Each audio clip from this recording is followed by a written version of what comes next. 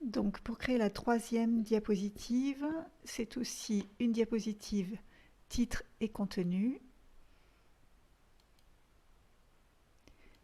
Donc console de jeu.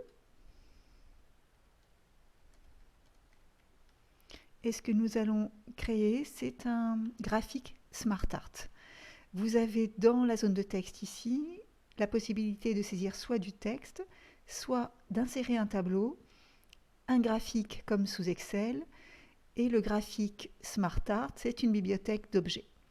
Je clique sur le bouton, la bibliothèque des SmartArt s'ouvre.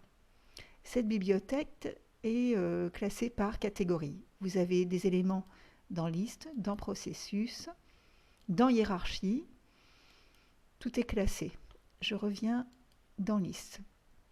Donc le SmartArt que l'on doit insérer, c'est liste d'images verticales, qui contiendra par défaut 3 rectangles.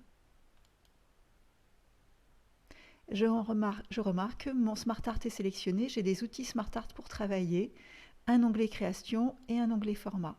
Si je clique en dehors de mon SmartArt, je n'ai plus mes boutons pour travailler. Donc on clique dessus et les onglets s'affichent.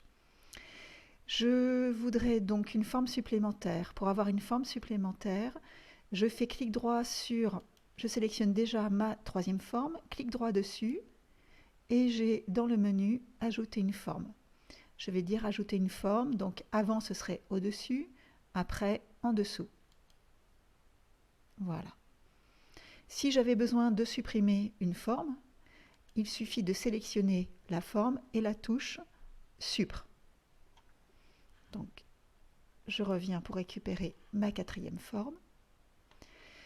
Vous avez donc des zones de texte dans lesquelles vous allez pouvoir saisir. Je saisis dans la grande zone ici et nous supprimerons les zones précédées d'une puce qui occupe de la place. Donc je me mets ici, Microsoft.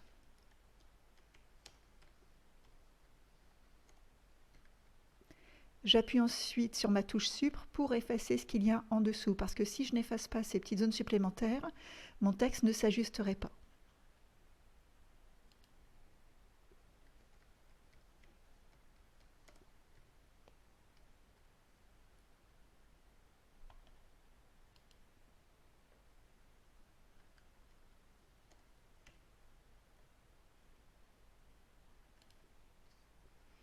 Donc dans la quatrième forme, il n'y a pas de zone de texte, mais vous sélectionnez la forme, vous commencez à taper.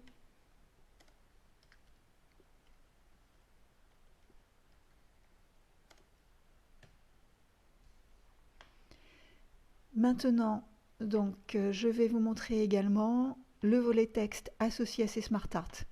Vous avez sur le côté une flèche. Si vous cliquez dessus, vous ouvrez un volet texte. Vous pouvez l'ouvrir et le réduire. Une autre méthode pour ajouter des formes, ce serait ici, par exemple, si je veux ajouter une nouvelle forme entre Wii U et Sony PlayStation, je peux me mettre ici. Si je fais entrer dans mon volet texte, ça me crée un paragraphe supplémentaire et donc une zone supplémentaire, une forme supplémentaire. Pour effacer, je peux donc ici effacer mon paragraphe.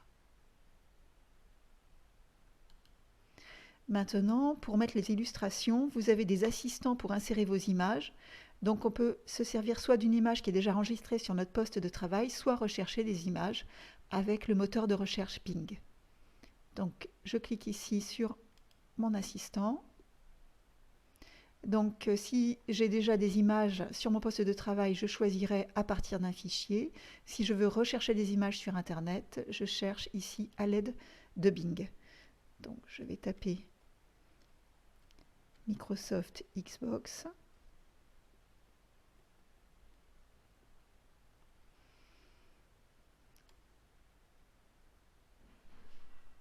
Je vais prendre cette image ici.